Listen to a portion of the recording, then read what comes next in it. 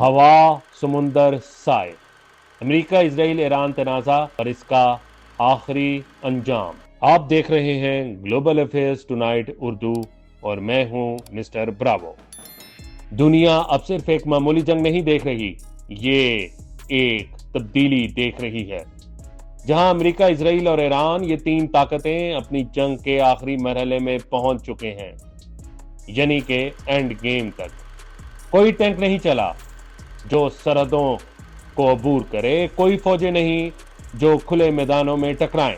ये जंग आसमानों में लड़ी जा रही है, दुनिया की सबसे मसरूफ तिजारती रास्तों के समंदर में और आलमी ताकत के साए में। आसमान की जंग, ये जंग इलाके के लिए नहीं, ये जंग आसमानी बर्तरी के लिए है।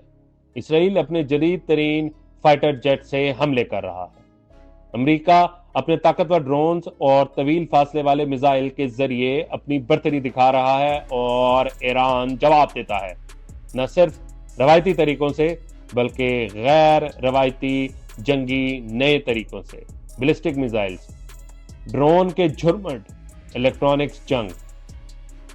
हर मिसाइल जो रोका जाता है वो बका है, हर मिसाइल का हमरा जो लगता है वो एक वार्निंग है।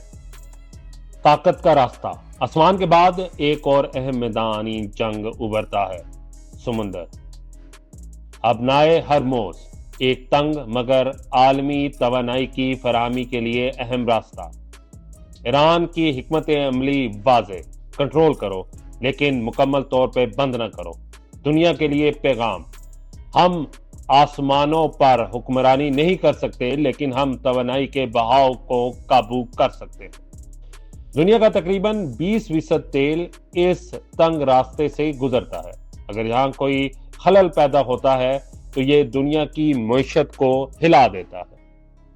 थका देने वाली जंग, ये जंग फ्रंट लाइंस के बगैर है। कोई शहर नहीं गिरता, कोई परचम नहीं लहराया जाता, सिर्फ बर्दाश्त का मसला है। ये जंग थका देने वाली है। कौन सबसे ज्यादा देर तक इसे झेल सकता है, कौन ज्यादा नुकसान सह सकता है, कौन दूसरे को हराकर जिंदा रह सकता है। असल मैदान जंग वक्त है। सफारतकारी की सरहद, जंग की शिद्दत के मैदान में सफारतकारी सरगोशी करती है। एक आर्जी वक्फा, एक नाजुक दरवाजा खुलता है। अमेरिका अपनी 15 नुकाती मंसूबा पेश करता है, ईरान अपने 5 सख्त शराइत में जवाब देता है, लेकिन दोनों तरफ से कोई भी पीछे नहीं हटता। आखिरकार एंड गेम में मसलहत कमजोरी समझी जाती है। आलमी झटके, तेल की मार्केट की कीमतों में उतार चढ़ाव, आलमी मालियाती मंडियां जो रद्द अमल जाहिर कर रही हैं, साइबर हमले जो दुनिया भर के इंफ्रास्ट्रक्चर को हदफ बना रहे हैं। ये सिर्फ एक इलाकाई तनाजा नहीं रहा, ये एक आलमी बहरान बन चुका है। तेल की कीमतें बढ़ रही हैं, मार्केटों में हलचल है, इत्तेहादी अपने मंसूबे तैयार कर रहे हैं। ये जंग बगैर किसी हमले के, मगर इसके असरात दुनिया के हर कोने तक पहुंच रहे हैं। एंड गेम का हिसाब किताब, एंड गेम की एक ही कायदा है, ज्यादा से ज्यादा दबाव लेकिन मुकम्मल जंग के बगैर। हर तरफ दबाव डाला जाए लेकिन ज्यादा नहीं। एक गलती जो दुनिया को तीसरी आलमी जंग की तरफ धकेल सकती है। सीज फायर या इज्जत बचाने का मामला। फिर जैसे ही दुनिया नई जंग के लिए तैयार हो रही थी, आई एक रुकावट। 8 अप्रैल 2026 को 2 हफ्ते के सीज फायर का ऐलान, लेकिन ये अमन नहीं है, ये एक इज्जत बचाने का मामला है। अमेरिका के लिए यह एक स्ट्रेटेजिक फतह है, एक दबाव की मुहिम जो बिल्कुल कामयाब रही। ईरान को दबाव में डाला गया बगैर एक फौजी के भेजे, इसे मुज़ाकरात के लिए मजबूर किया गया।